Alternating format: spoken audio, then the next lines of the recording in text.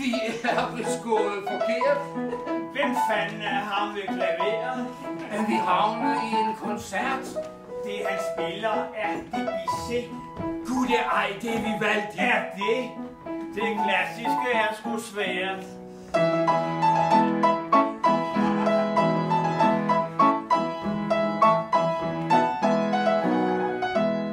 Prøv at høre, hvor godt det lyder. Jo, men det er sjældent, det lyder. Etyder, det er ligesom for elitært.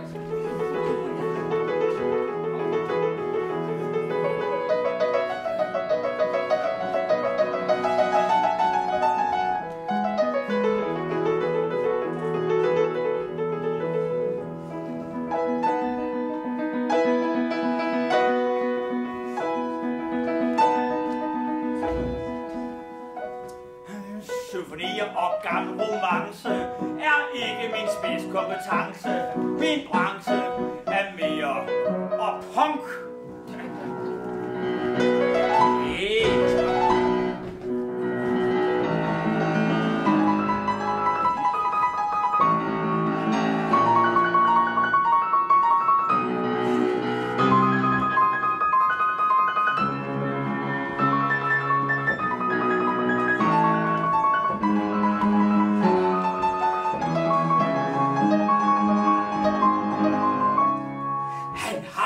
Styr på klaveret. Tangenterne bliver sørme masseret. Håndteret korrekt, ikke ud i det blå.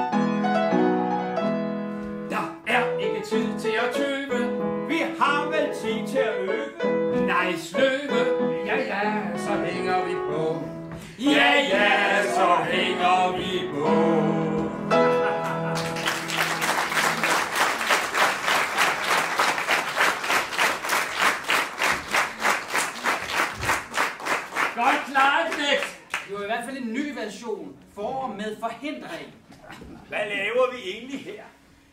Jo, ser du. Når sådan en sjælden gang. En sjælden gang er i byen. Så kunne vi jo godt bakke ham lidt op. Altså som sagt, så er jeg ikke toptune til at synge arier. Nej, og etyder og den slags, nej. Sagt i fortrolighed i en sluttet kreds blandt venner. Vi kommer lige fra et, hvad nu det hedder, et møde i Drengeklubben. Ja, i drengeklubben. Det blev sgu lidt fugtigt, så jeg viser. Stop. Nu skal vi videre. Vi skal videre til den ungarske dans. Jamen som sagt, så blev det altså en del fugtigt, så hvis vi kan få lov at starte i den mere folkelige afdeling.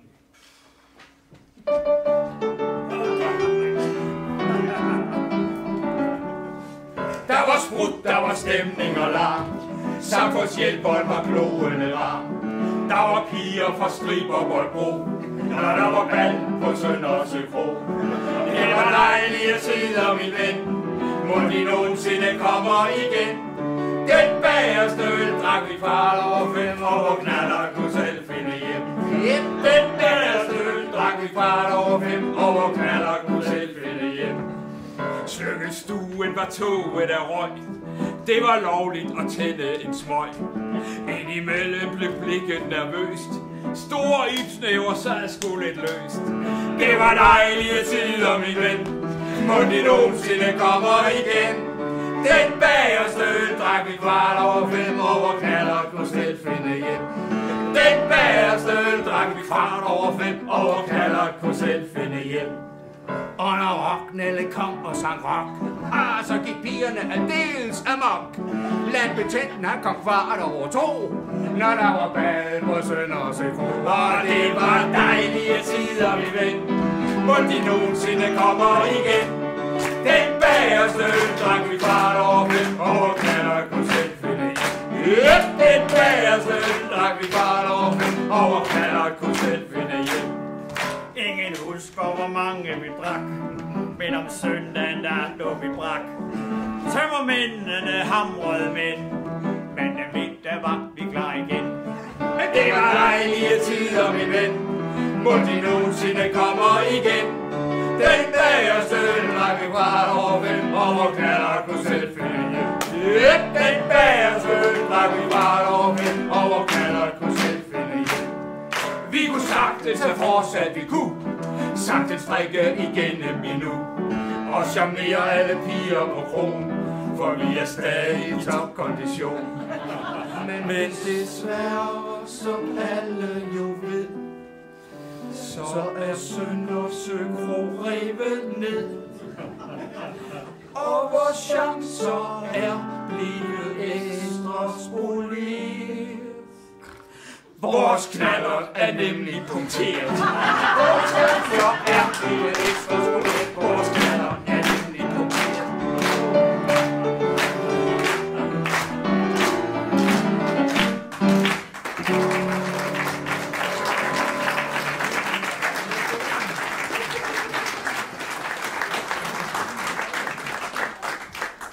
Nu er det vist tid at løfte niveauet. Ja, vi skulle jo nødig plumpe i med vitser, der er for mandschauvinistiske. Som for eksempel blondinevitser. Wow. Kvinder er trætte af den slags platheder. Ja, med god grund jo. Ja. Derfor har skolebibliotekerne også fjernet bøger med en bestemt slags rim, Som er bygget op på en bestemt måde. For eksempel skyld kunne vi jo lige have et enkelt. Ja, det har været fremme før. Så det går vel an? Ja, det lyder. Ingen af fodboldspillerne, ingen af pigerne brød sig om fodboldspillere, undtagen Camilla. Hun tog hele Aston Villa. Ja! Ikke sandt. Tarveligt. Ikke sandt. Tarveligt og nedvurderende. Måske for det piger, der specielt ikke brød sig engelske fodboldspillere om. Der er da lige Elsie. Elsie. Hun har lige været i træningslejr med Chelsea. Hør I den? Chelsea, Elsie, ja! Jeg mente det generelt. Piger bryder sig ikke om fodboldspillere. Der er da lige Bente. Bente? Ja, er det ikke rigtigt? Det er jo fuldstændig vild med FC Twente. De hollændere, de var super lækre. Vi skal videre. Der er jo også Mona. Mona. Ja, rygter går, hun har noget kørt med hele Barcelona. Mona Barcelona, hvor? Tak. Så har vi vist fået alle undtagelserne. Vi glemte Gloria. Gloria. Hun er helt vild med de der italienere. Sampdoria. Er vi så færdige? Det er slut. Du er Svend Erik. Ja, har du flere? Er det noget med, at din kone er fan af Bologna?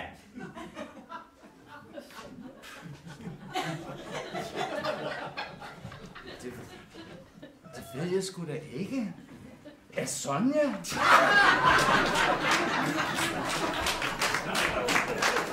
Nu skulle det her nødig udarte. Nej, vi skulle jo nødig ødelægge pigernes humør, hva'? Det er sgu slemt nok i forvejen. På en aften så kom min kone hjem fra pigeaften. Skidesur. Skidesur? Hvorfor? Det spurgte jeg også om.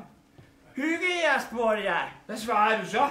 Ja, hun svarede, at det gjorde de ikke. De var der alle sammen, så de havde ikke nogen at snakke om.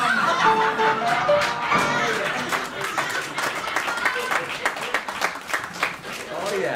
Vi skal altså skifte spor nu. Ja, nu er det på tide at hylde kvinden. Prise det smukke køn.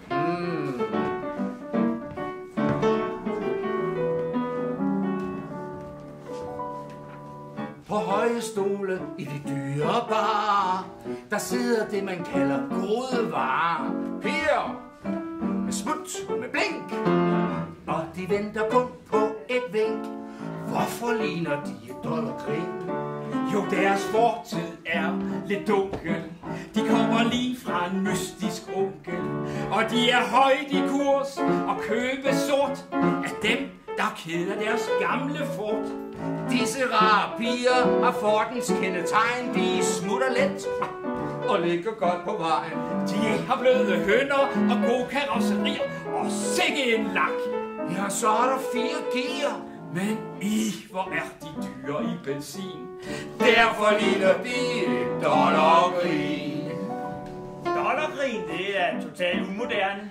Nej, lad os da få noget, der er nyere. Nu vil jeg sige et par ord om kvinden.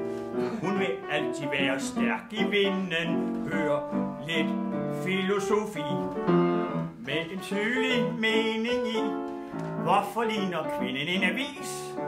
Jo, ser de hver en sø Amanda er født med løgn og propaganda. Hun bliver trykket i den mørke nat og abonnerer, så får man rabat. Gamle eksemplarer har ingen stor værdi. Den gider falsk, hvor der ikke blader i. Men de vil have deres egen og læse den i fred.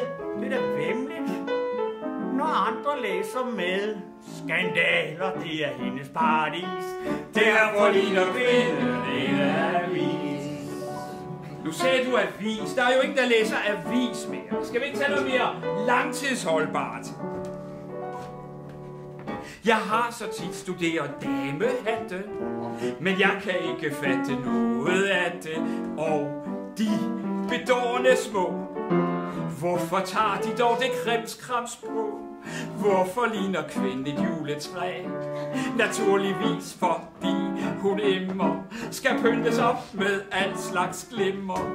Navnlig englehår gør hende køn. Hun tror sgu også hun er stedsegrøn.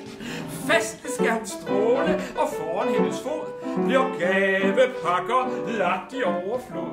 Hun siger ret med hånden, læg den smuk i min, men endelig ikke rør ved den rosin. Vi danser rundt om hende som nogle fæ. Derfor ligner kvinden et juletræ. Jo, og juletræ, når vi nu snakker om noget, en gang om året, så lad os reklamere for SAG-revy. Der er teater i hver eneste kvinde. De bedste roller kan hun sagtens finde. Hun kan alt, hvad hun vil. Lige fra cirkus og til sørgespil. Men hvorfor ligner kvinden en revy? Jo, hun er fyldt med gamle numre, og de bliver udført mere lumre. Og revyen, den skal helst have festlig glans, og den har størst system med spjætterdans.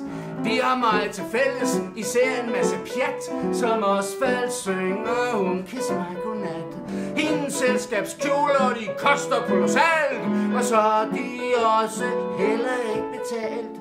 Og alt for tit får hun et plakkery. Derfor ligner kvinden en revy.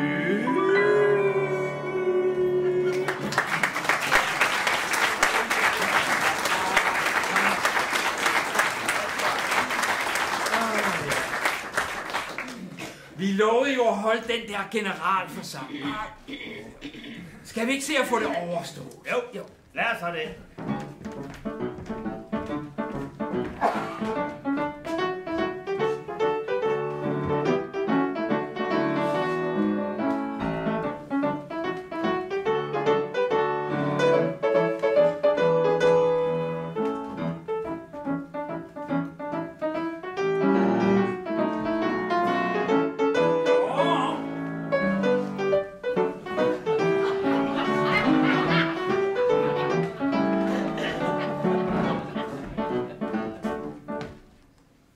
Velkommen til generalforsamlingen i afdøde tyranners klub. Hør, sig mig, hvor er Mao? Ja, han måtte melde afbud. Han var blevet syg. Syg? Hvad fanden kan han fejle? Han har ligget i den der Montreux-fæset den af i 40 år. Ja, det var lidt det, der var problemet. Han har fået liggesår. Jamen, så må vi jo gennemføre generalforsamlingen uden ham. Achtung, begynd! Stop! Når vi nu er samlet, skal vi ikke tage en selvfed? Lad gå da. Den slags selvpromovering er ellers ikke lige mig. Hej, Polle. Spøj til side. Begynd. Jawohl. At vores eftermæle er lidt dakket, ved vi godt, for ikke at sige temmelig ramponeret. Det gælder for os alle alderen. Stalin, Pol Pot, Som store statsmænd er vi blevet kasseret. Vi er 3 stakkels ofre for historiekongestommen. men nu det er slut, vi kræver, at historien skrives om. Vi vil have ære, ikke alt den utak. Den forsker, der siger nej, bliver sendt til Gulag. Jeg havde et par lejre, der var ovne og skafot. Komforten, tja, ikke som på d'Angleterre. Men lad os sige rent ud, Adolf, Stalin, Pol, så var de andre heller ikke værre. At nogle mister knuppen, det er den slags ting, der sker.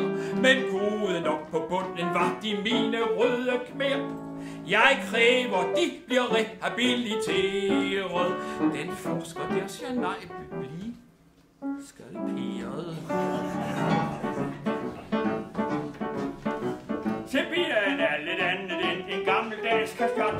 Blandt andet kniber det med temperaturen. Alligevel vil vi hævde, Adolf. Stalin, Pol Pot, Der er sgu ingen grund til al den knoren. deroppe der er minus 40 grader helt normalt. Hvis man har hedeture, må det føles dejligt svalt. Den sandhed vil jeg kræve bliver serveret. Den forsker der siger nej bliver deporteret. Jeg havde det lidt svært med alle dem, der var kalot. Jeg tilstår, jøderne var ligesom knasten. Men vi vil bare spørge Adolf. Stalin, Pol Pot, hvem fander ikke et par lige i lasten? Det er sgu retfærdigt, jeg skal huske som tyran. Fra München og til Dresden fik jeg aflagt autobahn. Den sandhed skal på nettet med det samme. Hvis ikke bliver man sendt til Nøgengangen. I forgården til helvede står vi og græder snot. Nu styres Europa med en dame. Den er sgu svær at sluge for Adolf. Stalin, Pol Pot, For mærket bliver svært at slippe af med. hvad dette kvindfolk finder på er virkelig en gro. Vi måtte intet, men hun trumler alle i EU. skønt vi da muligvis har haft en del fejl, har vi sgu aldrig fjernet en kanelsnegl.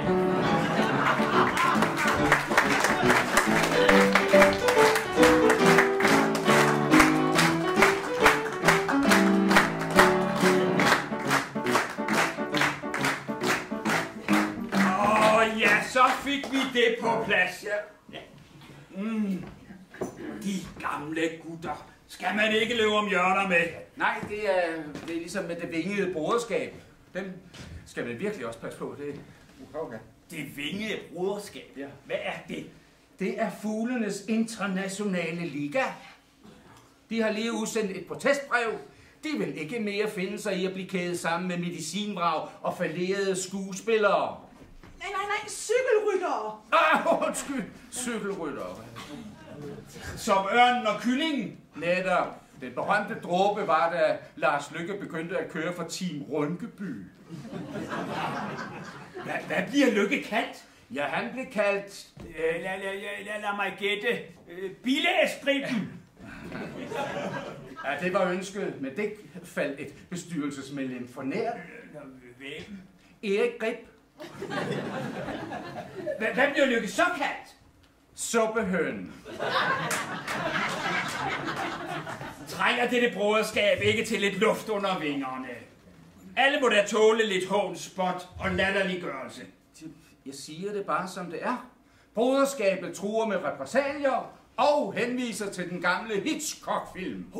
Fuglene! Det lyder da uhyggeligt. Protesten er underskrevet af præsidiet. Jeg har den faktisk her. Se.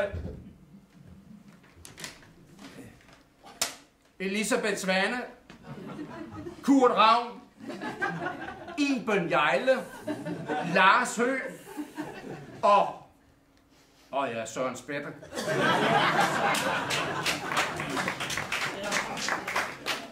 Men hvis man kigger på det, hvor stor er opbakningen så? Jeg kan for eksempel ikke se, at mågerne er med. Det er de der i højeste grad. Broderskabets spindoktor er Peter Mogensen. Er han også med ham i den stribe fjerdragt Falk? Nå, Rasmus Falk. Ja, men han er aldeles ufarlig. Og han har altid en skade. Hvor får du det fra? Nej, det er meget værre, at protesten er stemplet af broderskabets overhoved. Mette Fugl. Ups! Og hun har lige udgivet en bog, hvor hun går fra koncepterne. Nu gælder det om ikke at blive fornæbet. En vis forsigtighed er påkrævet. Nu trænger jeg altså også godt nok til en svalebånd. Undskyld! Vi mente det ikke! Tys. Jeg tror, vi slap med forskrækkelsen. Nu gælder det om ikke at få en lille fjer på. Så hold dog kæft, menneske!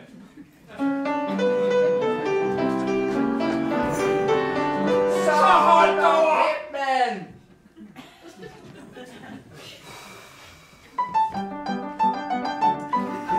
Sluk!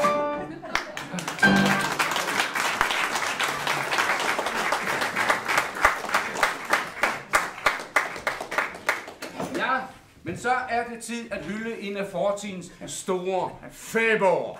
Hvem? Et kulturelt fyrtårn. Morten Kork. Nej, vi skal højere. Nå, højere. Højere. H.C. Andersen. Skulle jeg så ikke have en høj hat på? Ej, jeg skulle nok have sagt et kulturelt bøgetræ. Netop. Ricardo. Holofyn. Ja. Og musikken er ham der, Hubert. Schubert. Han hedder Schubert. Nej, I må hjælpe mig. Jeg aner det. I må være min backing group. Hubert. Nå ja, okay, så lad gå da. Hubert. Har vi mere udstyr? Ja, jeg finder det.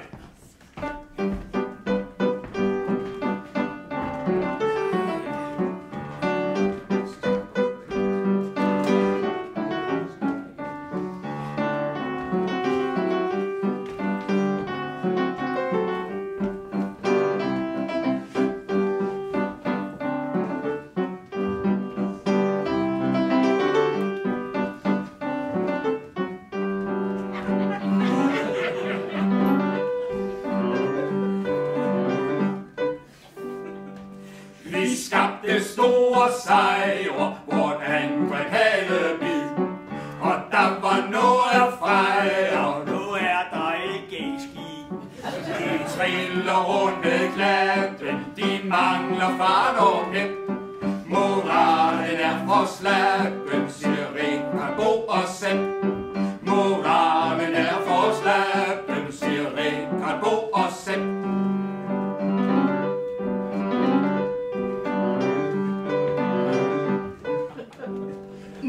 Disziplin und Ordnung und Temperament i Koch. Der har han svigtet Morten. Det værste er hans sprog. Min fyld var godt for øret, og jeg kunne være brysk. Med svans, der steg møret. Ham er bedst var blandingstysk. Med svans, der steg møret. Aber bedst var blandingstysk.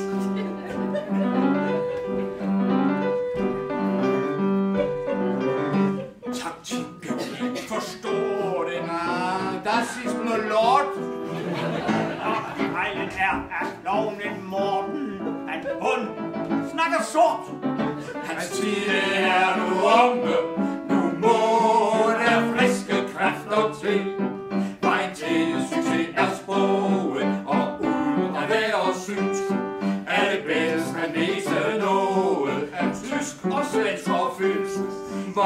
selv succes er sproget, og uden at være synes, er det bedst at mixe noget af tysk og svensk og finsk.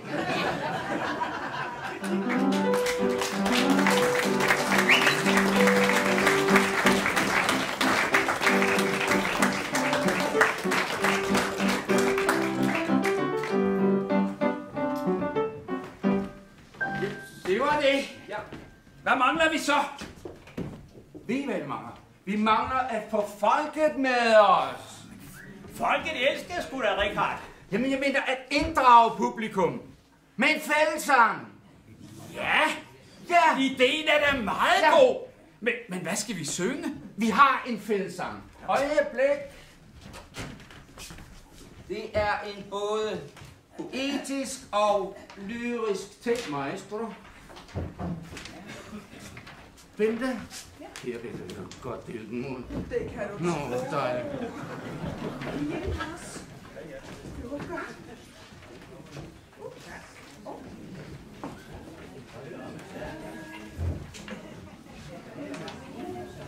Bente, du har været kvikkere før, vil jeg sige. Du skylder mig jo også. Godt være, at kjolen er lidt stram, men derfor kan du godt løbe lidt hurtigere. Tekst.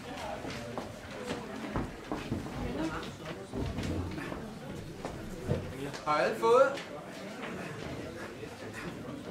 Ja, det lader jeg til, alle har fået. Godt, så lad os synge. Hvem synger for? Det skal du ikke tænke på, det gør jeg. Nå, godt så. Hvad er melodien? Jamen, det er denne her. Det. Nu har jeg lige glemt den. Og hvad gør vi så? Jakob, det må du vide. Du er konservatorieuddannet. Hvad?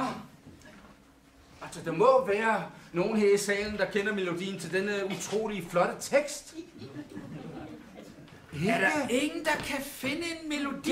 Det var da utroligt. Kan du ikke lige løbe højskolesangbogen hurtigt igen? Altså, hvad med jeg og havren? Alt for sløv og søvndysende. Ej, jeg tror, jeg har den. Den kæde, som vinter gik sin gang.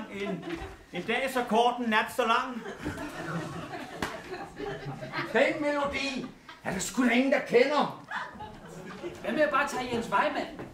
Jens Weimann, nå. Det er bare fordi, du gerne vil spille Carl Nielsen, var bare.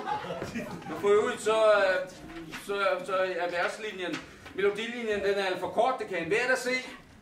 Hvor er dit musikøre? Vi skal jo igennem det. Jeg spiller Jens Weimann. Og når melodilinjen er slut, så springer vi til næste linje i teksten. Det. Den eneste måde, vi kan gøre det på. Det går aldrig godt.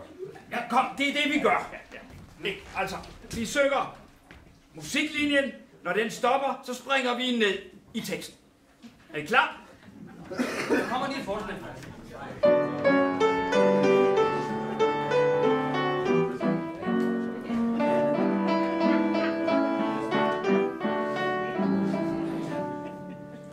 Vi boltrer os ved stranden, for her er ingen ø. Her glemmer konen manden og finder sig en ny. Her bader fru Gertrude af klinten bræt og stejl. Det er vel nok en skude med rigtig andre sejl. Det var jo nemt. Ja, det var rent held. Har vent til anden vers. Fru Jensen står og stryger sit flotte overskæg. Den smukke frøken Kryger har lige lagt et æg.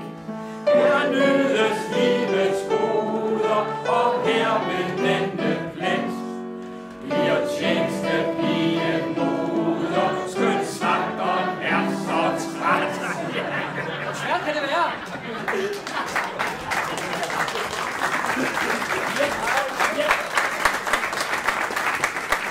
Hvor svært kan det være? Det er lige mine ord.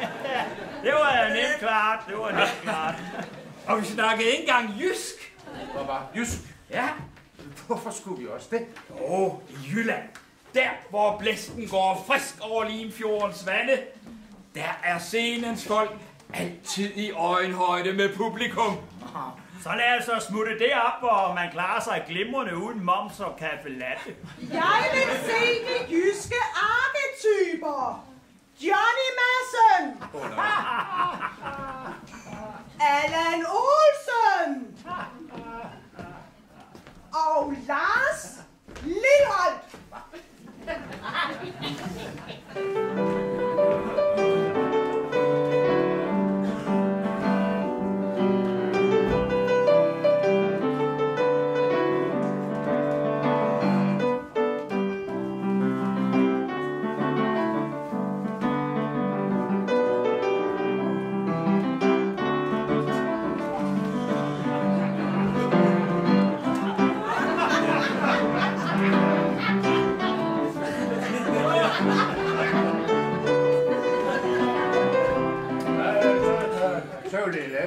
Og går lige til at frisør.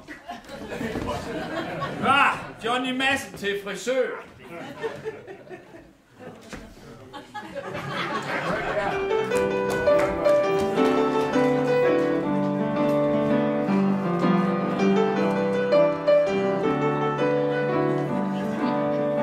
Kun ganske lidt har jeg stukket min kone plage. Kun ganske lidt er jeg kommet hjem for sent. Kun ganske lidt har jeg kaldt hende i stedet. Kun ganske lidt er det præcis, hvad jeg har ment.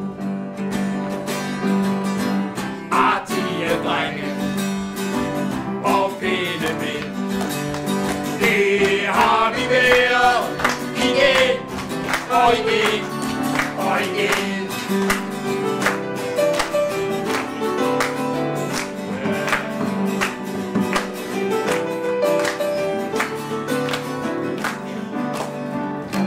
Ganske lidt har jeg gloet på frække piger.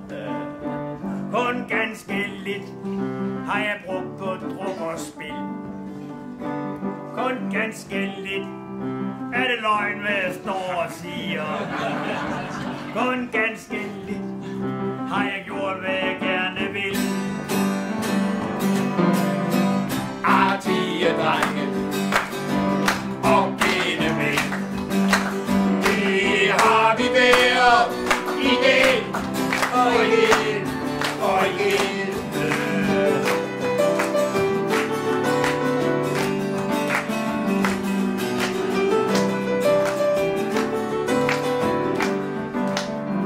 Kun ganske lidt har jeg tisset lidt på brætte. Kun ganske lidt har jeg bandet og sagt lort. Kun ganske lidt vil jeg tro, I har gættet. Kun ganske lidt er min bil repareret sort. Artige drenge og pæne mænd, det har vi været igen og igen og igen. Artige drenge og pæne mænd, det har vi været igen og igen og igen. Tak skal I have.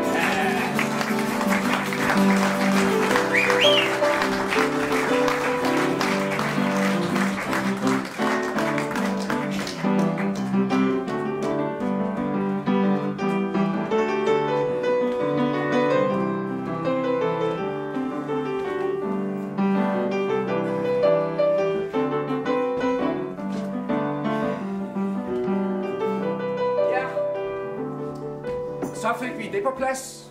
Men se, om det bliver påskyndet på hjemmefronten, var bare... Sådan er det jo.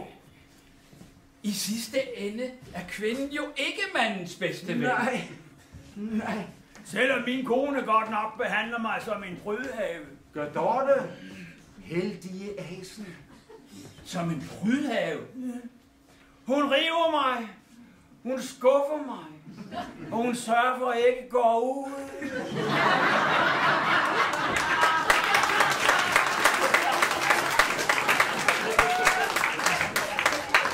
Der er nogen, der hævder, at hunden er mandens bedste ven.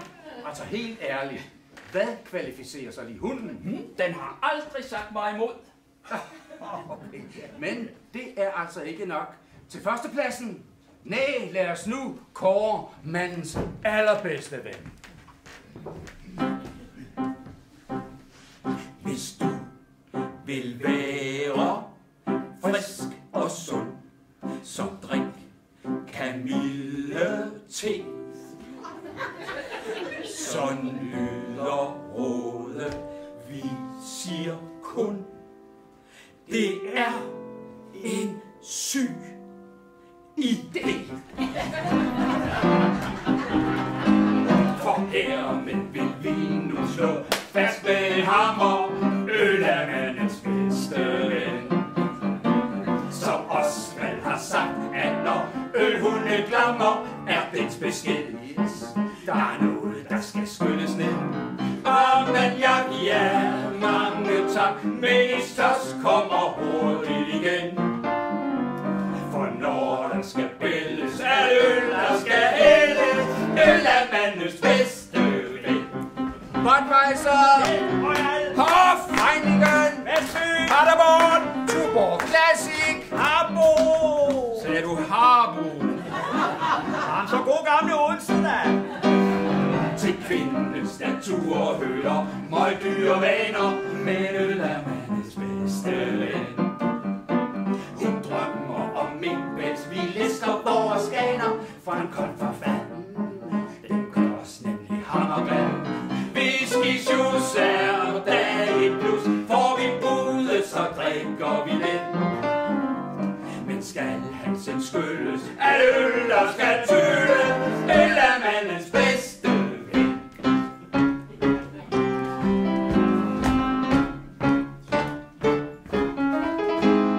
Til kvindens natur hører ydmyge glæder, øl er mandens bedste ven.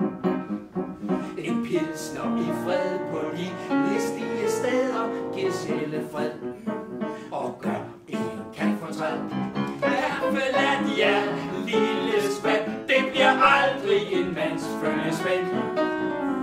For vi understreger det bedst med en bajer. Øl er, øl er, ja, øl er manden. ja, øl er mandens bedste ven.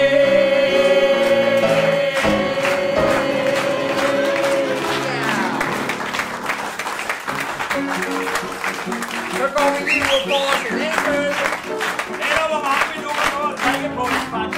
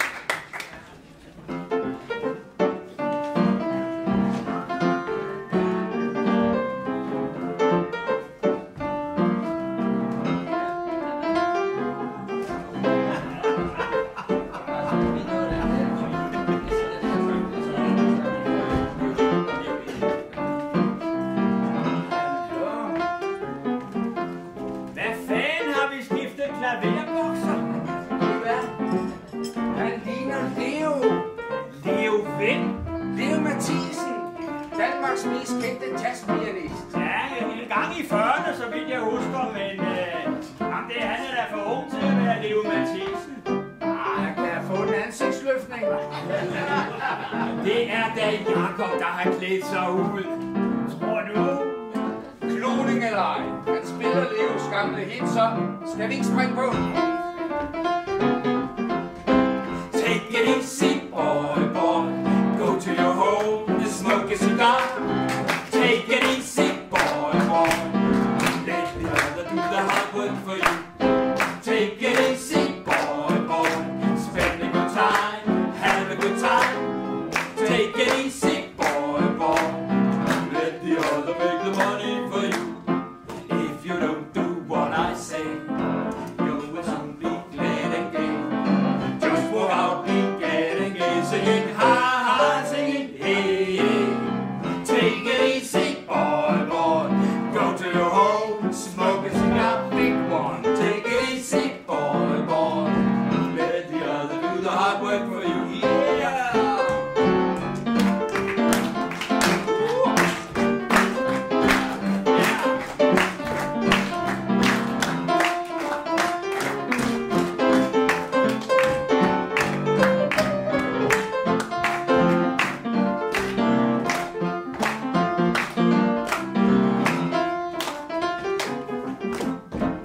If you don't do what I say, you will soon grow old and gray.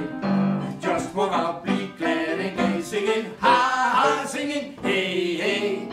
Take it easy, boy, boy. Go to your home, smoke a cigar, big one. Take it easy, boy, boy.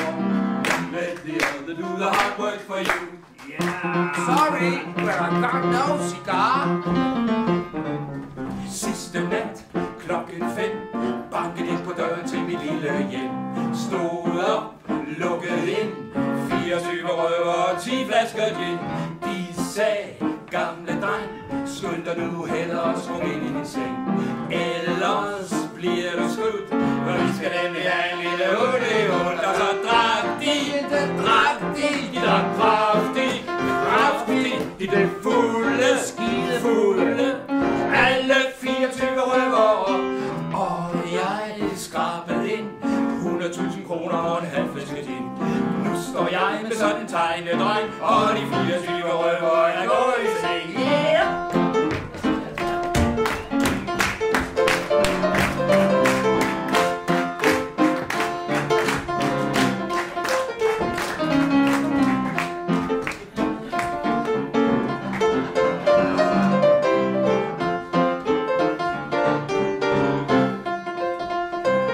Og så drak de drak kraftigt, de blev fulde, alle 24 røvere, og jeg skrabede ind 100.000 kroner og en halv flaske gin. Nu står jeg med sådan en tegnedreng, og de 24 røvere er gået i seng.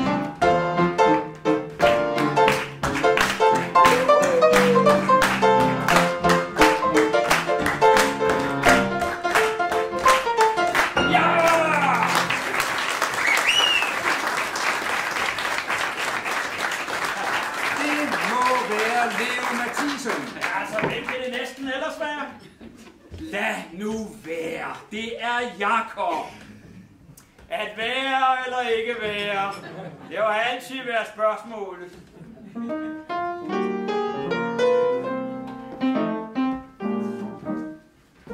To be or not to be, that's the question, but not to me. Because I know I'll always be in love with you. I see that you're the one, and I hope that you'll agree. Because I always love you just the way I do. I would put in like Mr. Romeo at the end of the balcony. He said, Julia, my fiancée, how would you like to marry me? to me or not to me, that's the question, but not to me. Because I know we very soon will be a happy family.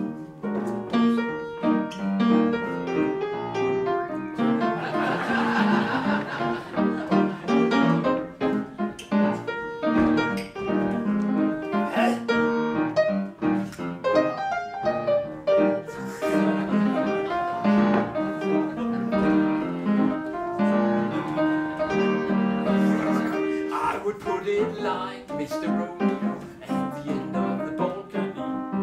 He said, Juliet, my fiancée, how you like to marry me? to be or not to be, that's the question, but not to me.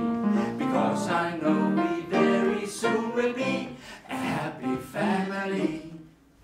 To be or not to be, that's the question, but not to me.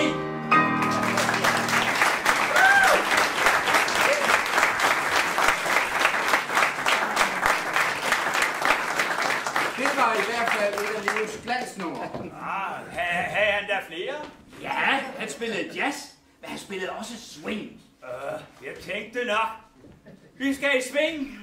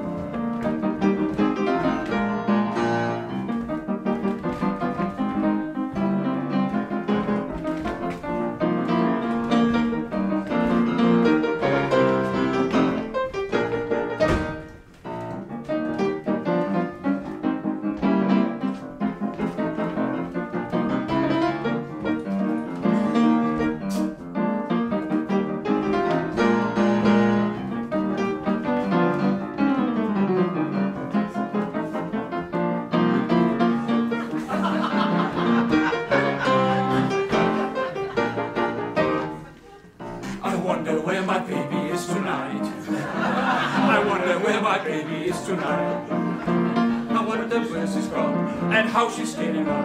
I wonder where my baby is tonight. I wonder where my baby is tonight. I wonder where my baby is tonight. I know she isn't sure. She's with another guy. I wonder where my baby is tonight.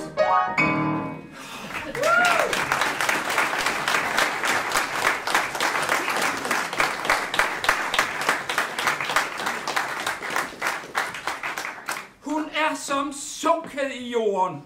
Mystisk og uhyggeligt. Ja. Det er faktisk ligesom den der aften, tæt ved lukketid op ved porten op ved Sankt Peter. Hvad skete der? Ved I ikke det? Nå. Udenfor stod 3 mænd, de ville ind i himlens faciliteter. Hvad så?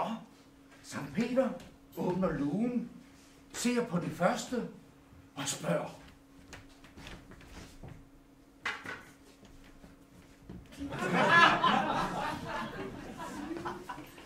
Fortæl mig din historie, inden jeg åbner himlens dør. Jo, ser du, Peter. Sankt Peter. Jo, ser du, Sankt Peter. Grunden til, at jeg pludselig døde, var, at jeg i går kom lidt for tidligt hjem fra møde. Jeg hørte puslerier bag vores sovekammerdør, og så en ukendt jakke hænge der, hvor ingen jakke hængte før. Og ude på altanen så jeg et par hvide knoer, der holdt fast i mit gelænder, og nu var min vrede stor. Med min hammer slog jeg så hårdt jeg kunne, til han gav slip, og manden faldt ned i et buskads. Nå ja, Ja, men det er ikke alt. Jeg var nu så rasende, at jeg næsten gik fra forstanden, at jeg tog mit køleskab og smed ned i hovedet på manden. Men ak, mit hjerte er svagt. Det brast i tu af alt den møje, så derfor er jeg nu kommet til dig her i det høje.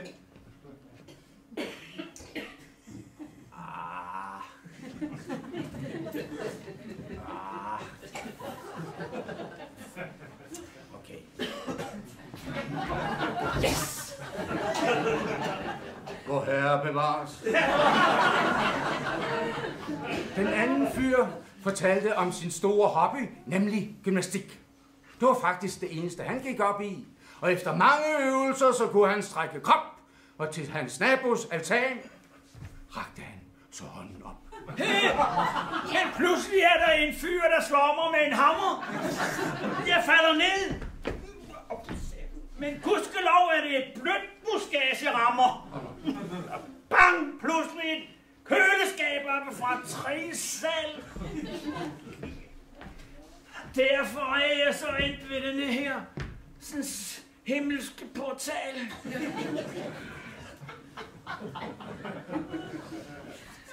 Det lød voldsomt.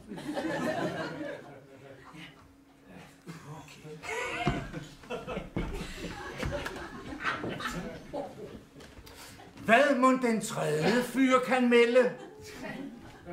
Hvordan han tabte livet, det må vi nu høre ham fortælle. Det kan du vel regne ud.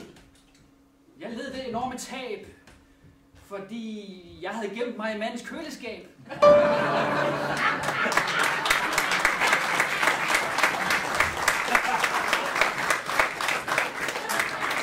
En grufuld historie. Jo, men kender du så den om Jensen? Ja, den med Jensen, ja. Hvordan var det nu lige med den?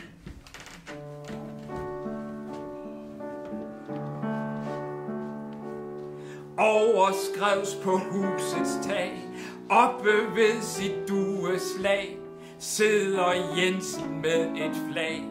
Der er væddeløb i dag.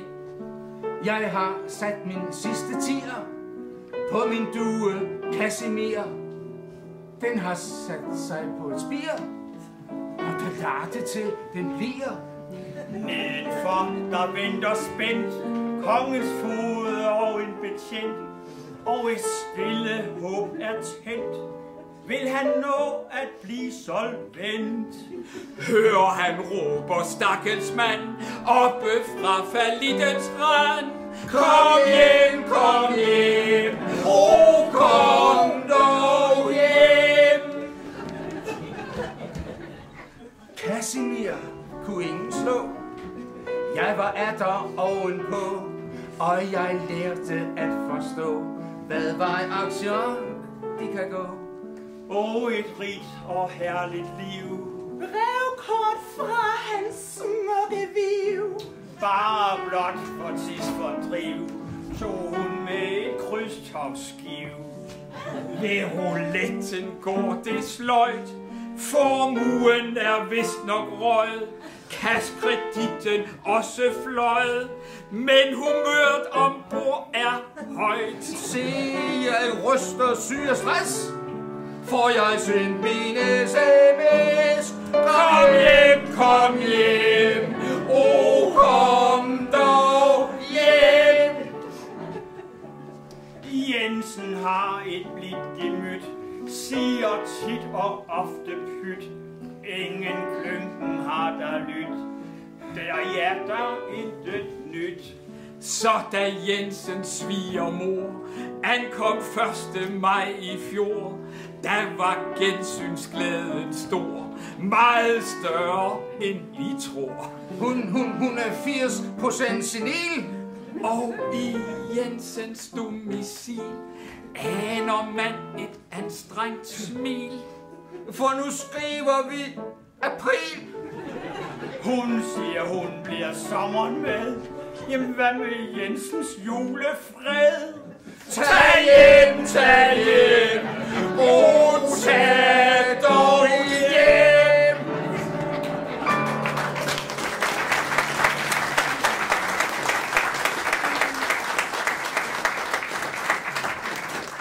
Er det her jeres? Næh, hvad er det for noget? Det er en paryk. Ja, men jo, så nogen må have glemt den jo. Har den været brugt i Vimmersvej? Hallo, se lige på den. Passer den måske til rollen som Bamse? Ja, ham fra Bamse og Kylling? Flemming Bamse. Ham der ligner Obelix. Prøv at tage den på!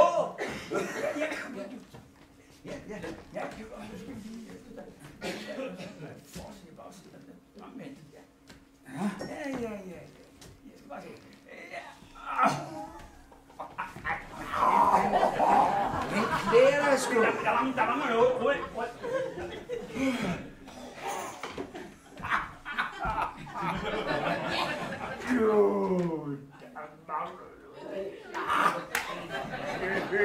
Du ser fantastisk ud. Fantastisk. Ved du hvad?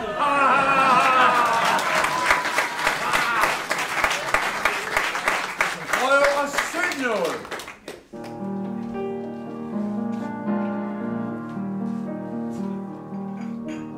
Wise men say only fools rush in, but I can't help falling in love with you. Shall I stay, or would it be a sin? For I can't help falling in love with you.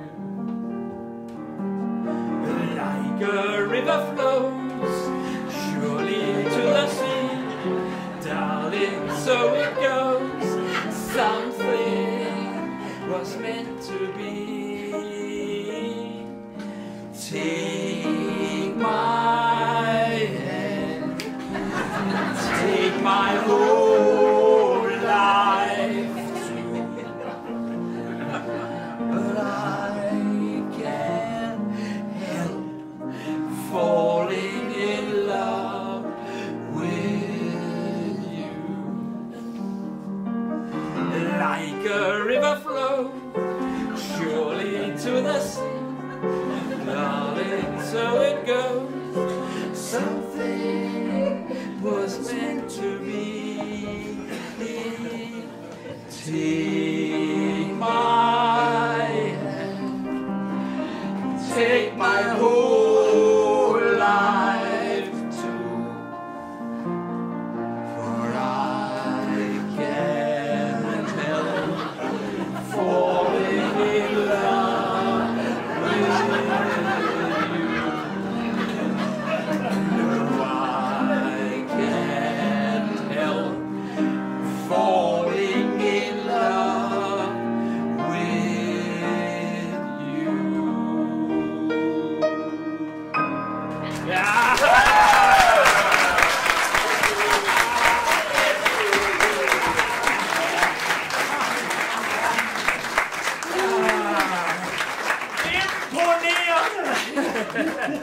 Det er fantastisk, hvad sådan en paryk kan gøre.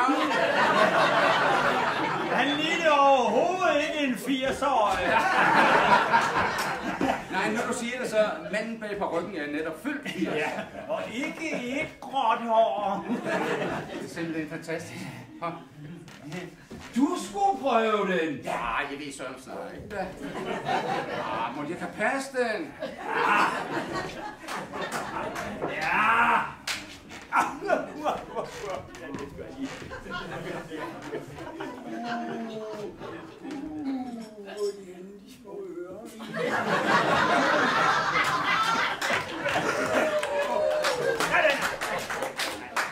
Guitar.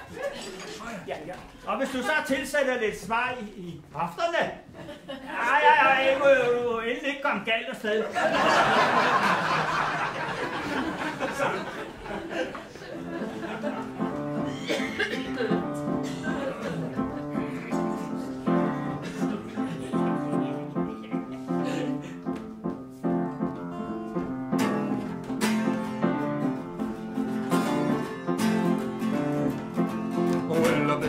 So what's wrong with me? I meet you like an another tree. I'm in love. I'm on sugar. Oh, oh, yeah.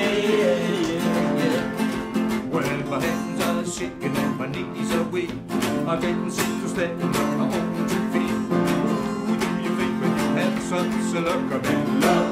Ooh, I'm on sugar. Oh, oh, yeah. Well, please don't let me walk inside my hand and any days I know that I'm feeling fine. When I'm with that girl that I love better, my heart is so it scares me to death, but she turns around and the ones that I've got, and it's like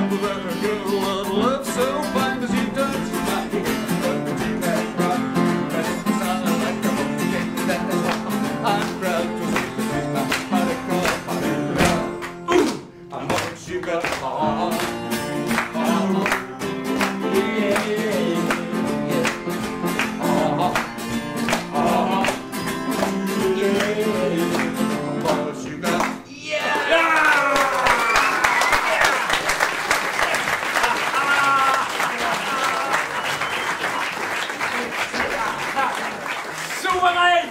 Ja, og ingen hørbare falske toner. Ved du hvad? Nu tror jeg faktisk, det er din tur. Jeg tror ikke, parykken passer mig. Nå, ved du hvad? Vi blokker den bare ud, hvis der skulle være noget deroppe, der er for stort. Jeg kender hverken sang eller musik. Pjat med dig. Du har garanteret sukket Elvis 100 gange for Dorte. Ready? Yeah. Return to sender. Return to sender. I gave a letter to the postman. He put it in his sack. And in the early next morning, he put my letter back. She wrote upon it. Return to sender. Address unknown. No such number. No such soul. We had a quarrel. A lover's back. Alright, I'm sorry, but my dear, he's coming back. The letter dropped it in the mailbox and sent it special deep. The next morning, he came right back to me. She wrote upon it. Return to sender. Address unknown. No such number. No such soul. Look out before the trick in myself. I go for black and red. And if he comes back the very next day, then I understand the writing on it. Return to sender. Address unknown. No such number. No such soul. Return to sender. Address unknown. No such number.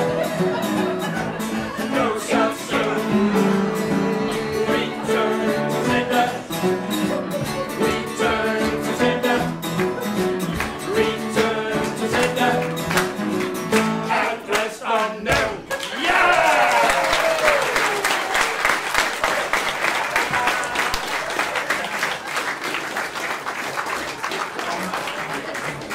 Det gik da fint!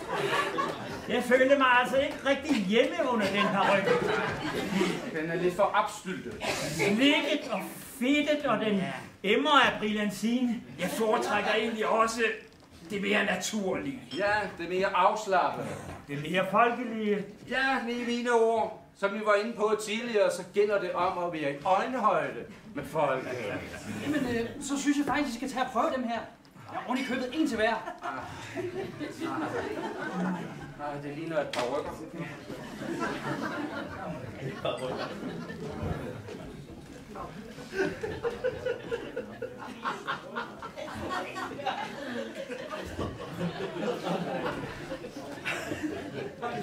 Cæsar?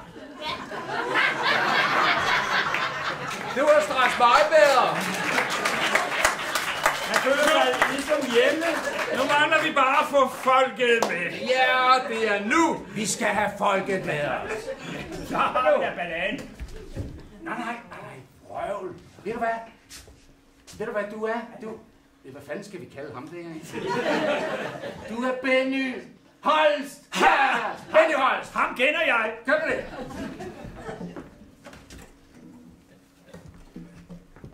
Stå op hver morgen. Gå hen på mit job. Pas mit arbejde. Tjene nu. Kæft, Benny. Vi skulle ikke begyndt endnu, Benny. Og du er Troels Trier. Det er det, du glæder dig til. I orden. Det er, mens han nu har hår på isen.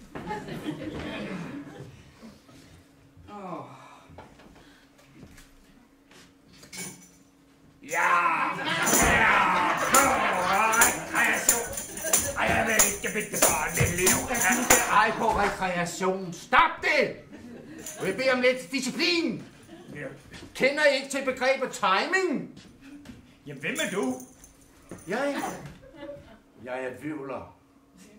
Arne Vivler. Er der nogen, der kender ham? Gammel protestsanger. Det er ham, der har lavet det her fantastiske nummer.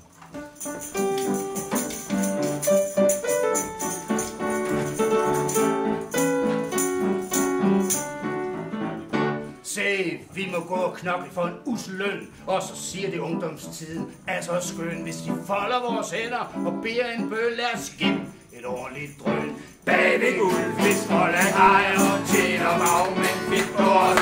Røde vildfreds, røde hilser, viser vold, hvor vi slås. Røde vildfred, han har mistet barnetro. Ikke flere narsutter, nu går vildfred i aktion. Ikke flere narsutter, nu går vildfred i aktion. Vi slås for revolutionen, samler hver især. Vi sang og skrev om det stykke militær, men vi var aldrig nogensinde lige så populær som Hindullen, Bjørte Kjær. Bagved husfesterne hajer, tjener magmænd fedt på os. Røde vildfreds, røde hilser, vi er nu til salg på først. Røde vildfred, han har mistet barnetro. Ikke flere narsutter, nu går vildfred i aktion. Ikke flere narsutter, nu går vildfred i aktion. Det var os, der vidste, hvad der tjente folket bedst, men folk hoppede aldrig op på vores hest. Og da den svandt, vor lille menighed, så lukkede vi det hele ned. Alle guldfiskerne hajer tjener stadig fedt på os. Røde vildfred, hilsner, vi er nu til salg på klods. Røde vildfred, han har mistet barnetro. Den kom aldrig revolutionen, nu går vildfred på pension. Den kom aldrig revolutionen, nu går vildfred på pension. Den kom aldrig revolutionen, nu går vildfred på pension.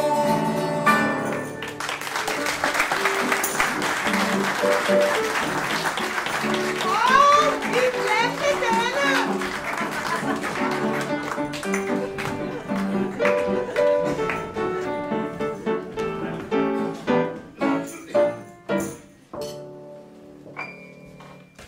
Ja, på den måde, så fik vi også gjort op med kapitalisme. Ja, men alt i alt, der fik Røde Mor de andre jo ikke det store ud af det. Nej, og de havde jo ikke succes ved kvinderne. Nej, undtagen et par skrabbehøns i træsko og lille blæ. De kan sgu da ikke have haft det særligt sjovt. Nej, altså alt. Ved I hvad? Skal vi ikke sende dem en venlig tanke?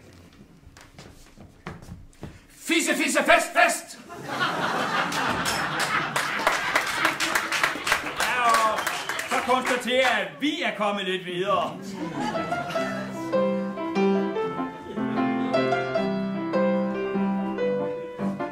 Meget kan man sige om os, vel kort fortalt. Så er vi kendetegnet ved, at vi har alt.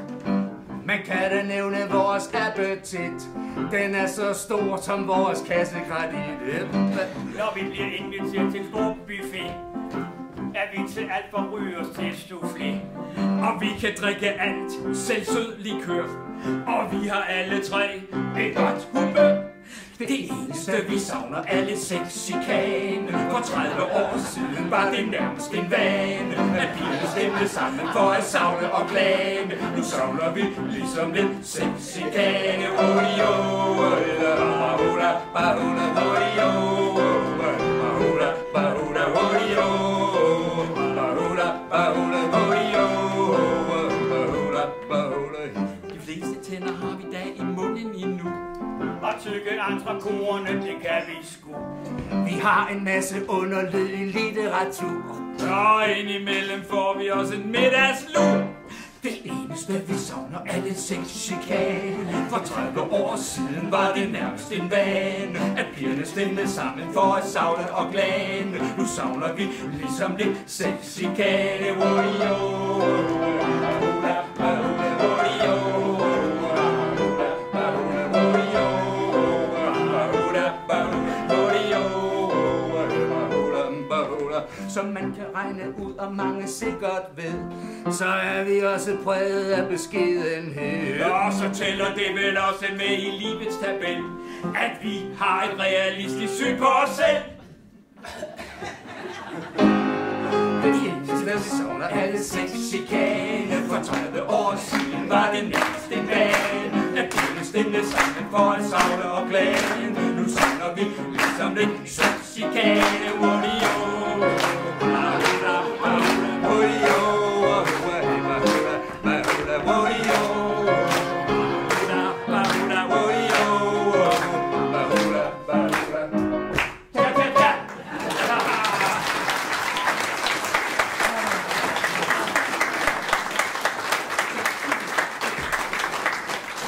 Så fik vi alligevel det sidste ord. Ja, det plejer min kone ellers altid at få. Hvad? Det sidste ord? Nå, hvordan har du det så med det? Fint. Nå. Jeg kunne bare ønske, at hun kom frem til det lidt tidligere.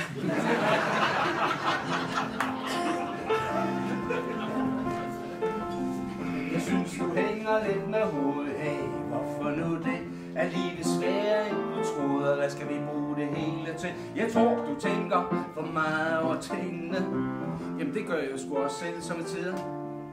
Men kan I huske, hvad vi sagde dengang? Vi væltede rundt i gaden, vi sang, at livet er en sommernat med vennerne i byen. Det hele var kun et øjeblik.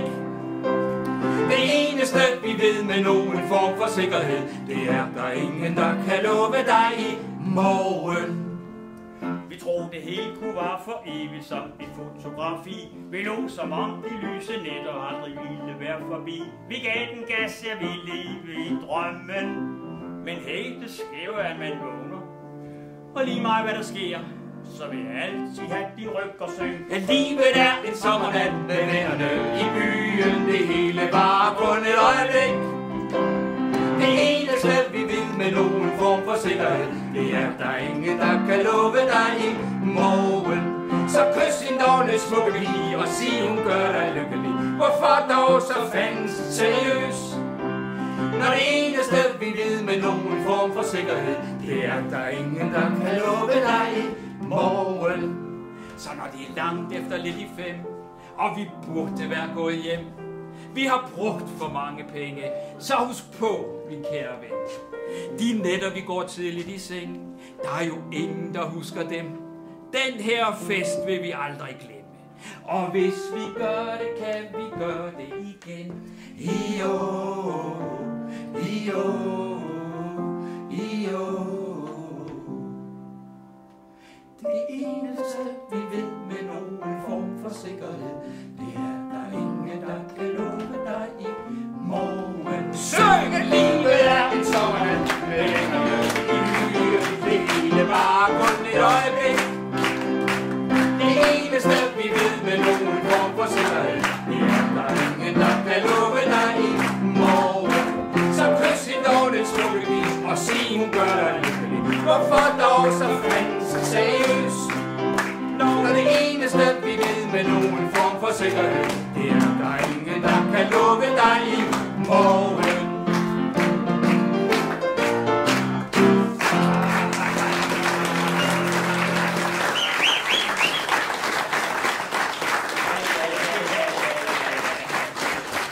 Jamen, så nåede vi alligevel det hele. Ikke helt! Vi mangler stadigvæk den ungarske dans.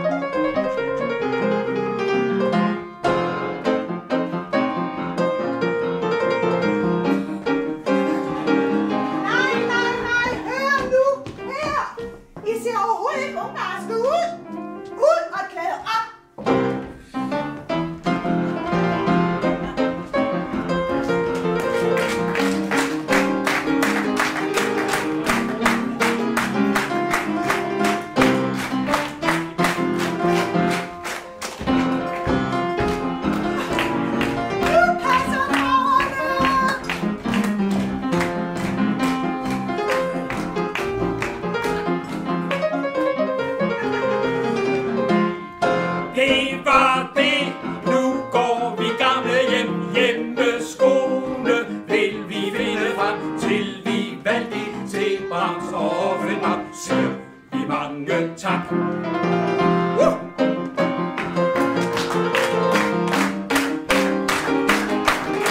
Skønt vores stemmer er blevet klemme ud, siger vi til jer alle.